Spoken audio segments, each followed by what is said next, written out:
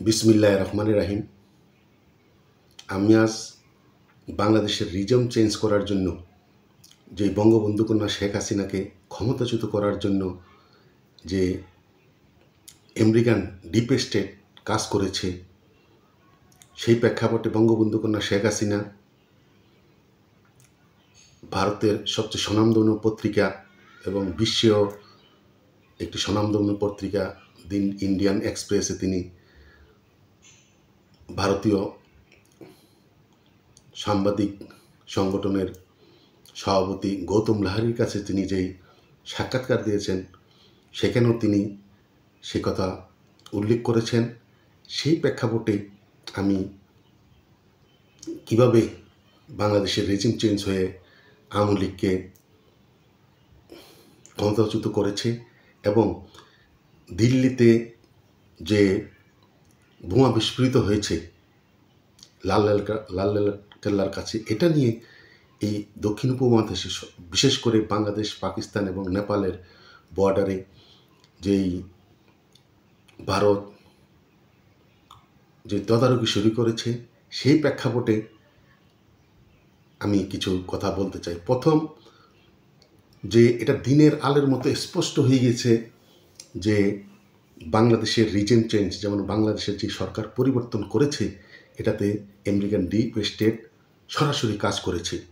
এটা দিনের আলোর মতো স্পষ্ট। বাংলাদেশের জনগণও তা বুঝে গেছে। যেহেতু একটা কোটা আন্দোলন হয়েছিল, কোটার আন্দোলনের তাদের দাবি পূরণ হয়েছিল, এরপরে এই আন্দোলনটা হলো, এক দফার আন্দোলনে গেল। সেই প্রেক্ষাপটে আমি বলতে চাই যে এখানে আপনারা দেখেছেন যে দীর্ঘদিন এই সেন্ট মার্টিন দ্বীপ আমেরিকা ঘাঁটি করার জন্য বহু চেষ্টা করেছিল, কিন্তু বঙ্গবন্ধু কন্যা শেখ হাসিনার দেশ ক্ষমতা থাকা অবস্থায় বলেছিল এক বিন্দু জায়গা আমি কারোকে দিয়ে, আমার দেশের জায়গা দিয়ে আমি ক্ষমতায় থাকতে চাই না।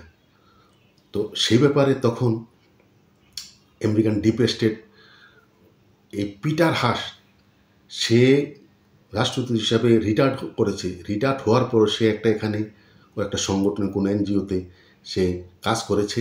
করে এই বাংলাদেশের রিজিম চেঞ্জ করার জন্য সে বাংলাদেশের কিছু বুদ্ধিজীবী, হলুদ সাংবাদিক, তাদেরকে টাকা দিয়ে, আপনারা দেখেছেন বিল ক্লিন্টন প্রশাসন তা করেছে, কিন্তু ট্রাম্প, আপনারা জানেন সে একটু পাগল প্রকৃতির, সে এসে কিন্তু বলেছে যে বাংলাদেশের রিজিম চেঞ্জ করতে ডিপ স্টেট $29 মিলিয়ন এখানে খরচ করেছে।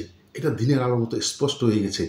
তাই এরপর আপনারা দেখেছেন যখন ডক্টর ইউনূসকে ক্ষমতা দেওয়া হলো, হওয়ার পর সে প্রথম যে আমেরিকাতে গিয়েছিল, আমেরিকা গিয়ে ক্লিন্টনের ফাউন্ডেশনে যে অনুষ্ঠানটা হয়েছিল, সে আমরা যেমন একটা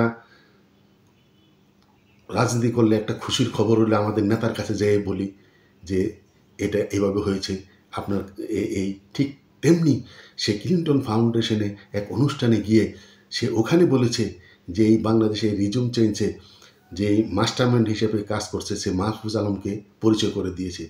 এতেই প্রমাণিত হয় সে তার প্রভুকে যে তার আসল যে কার দ্বারা সে কী করেছে নিয়ে পরিচয় করে দিয়েছে। বঙ্গবন্ধু কন্যা শেখ হাসিনাও এই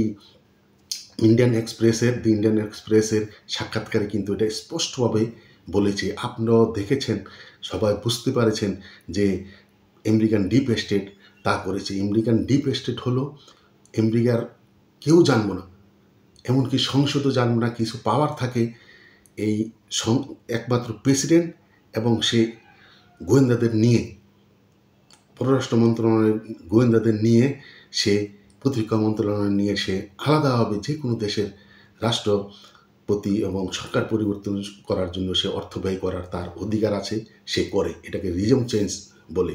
তাই কিছুদিন পূর্বে, এই 7-8 দিন পূর্বে তুলসী গ্যাবার্ড, যে আমেরিকার সিকিউরিটি প্রধান, সে বলেছে যে আগামীতে আমরা রেজিম চেঞ্জ করার ব্যাপারে, কোনো দেশের রেজিম চেঞ্জ করার ব্যাপারে আমরা আর ডিপ স্টেট কাজ করবে না।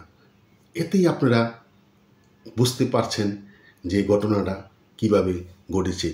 বাইডেন প্রশাসন তা করেছে। ক্লিনটন পরিবারের সাথে ডক্টর ইউনূসের যে সম্পর্কটা ছিল, যেহেতু ক্লিনটন এবং বাইডেন একই দলের, তারাই এভাবে এই কাজটি এভাবে করেছে। তাই এখন দিনের আলোর মতো স্পষ্ট হয়ে গেছে, এখানে কিন্তু জনগণের আন্দোলন না। ওই যে $29 মিলিয়ন দিয়েছে এই সাংবাদিক, ইউনিভার্সিটির প্রফেসর, তারপরে এই ছাত্রদের মধ্যে বিভিন্নভাবে টাকাটা দিয়ে এই আন্দোলনটা তুঙ্গে নিয়ে এরপরে এই রিজিম চেঞ্জটা করেছে। এটা এখন দিনের আলোর মতো স্পষ্ট। আর আরেকটি কথা, এখন যে আপনারা দেখেছেন যে ভারতের সাথে বাংলাদেশের সবচেয়ে এই 53 বছরের ইতিহাসে ভারত বাংলাদেশের সম্পর্ক এত খারাপ, যে জায়গার মধ্যে রাজনাথ সিং, ভারতের স্বরাষ্ট্রমন্ত্রী, তিনি কিন্তু বলেছেন ইউনূসকে উদ্দেশ্য করে যে কথা বলতে সতর্কতার সাথে কথা বলবেন।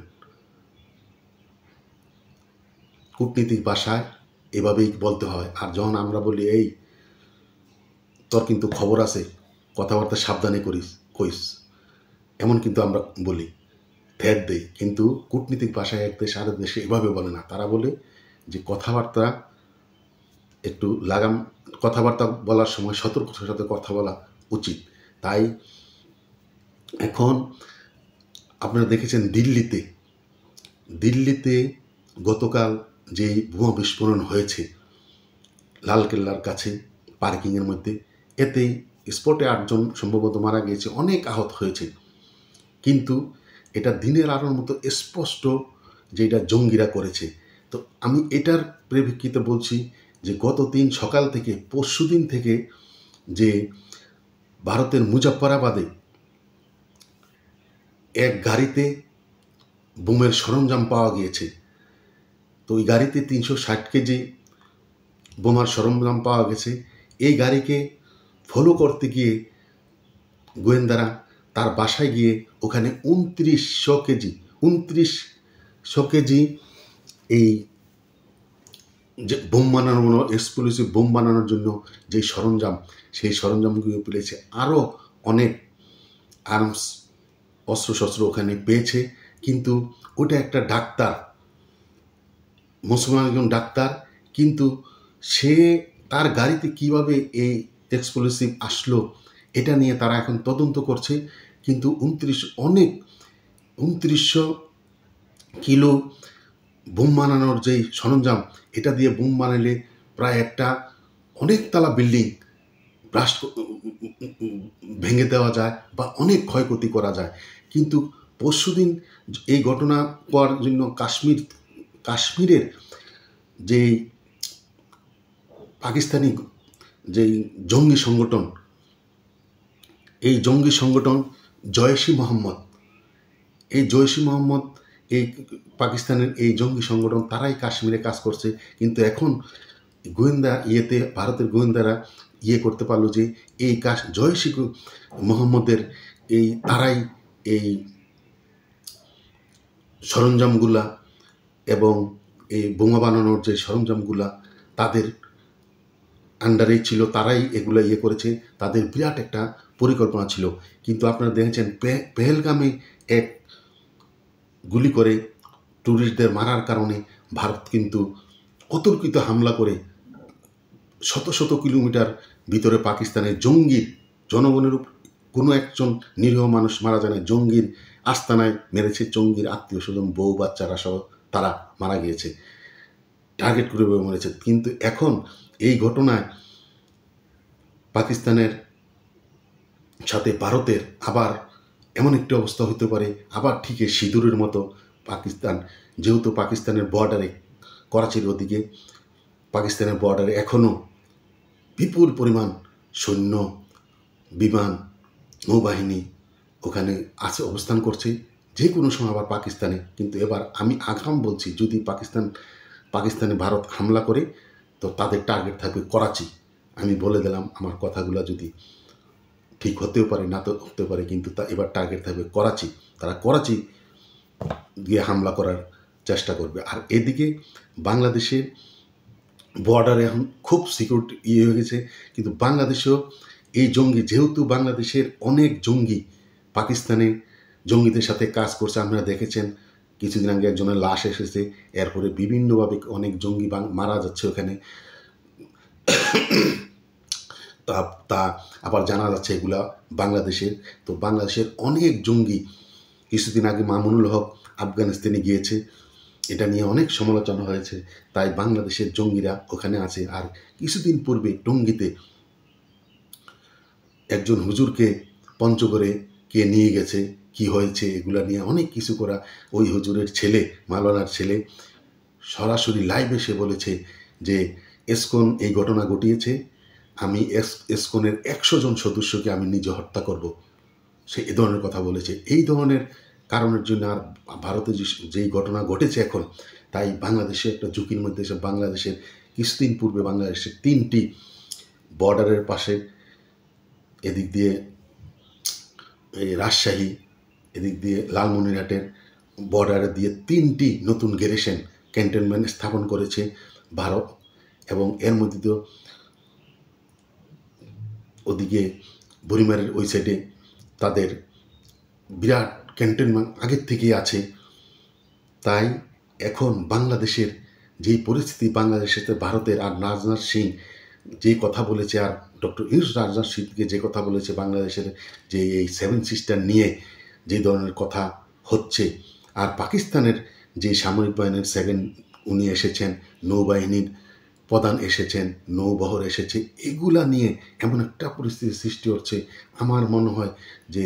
আর এদিকে লালমনিরহাটের ব্রিটিশ আমলের যেই এয়ার বেস, এখানে চীনকে নিয়ে একটি এয়ার বেস বানানোর জন্য যেই কথাবার্তা হচ্ছে, আমার মনে হয় যে কোনো সময় বাংলাদেশে ভারতের সাথে যুদ্ধ অবস্থা সৃষ্টি হতে পারে এবং ভারত যে কোনো সময় একটা উছিলায় এখানে আক্রমণ করতে পারে।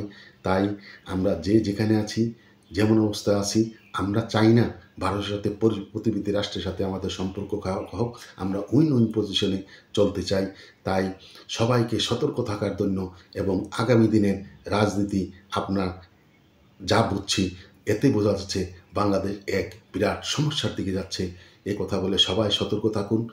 এ কথা বলে আমার কথা এখানে শেষ করছি। জয় বাংলা, জয় বঙ্গবন্ধু, জয় হোক বাংলা মেহনতি মানুষের।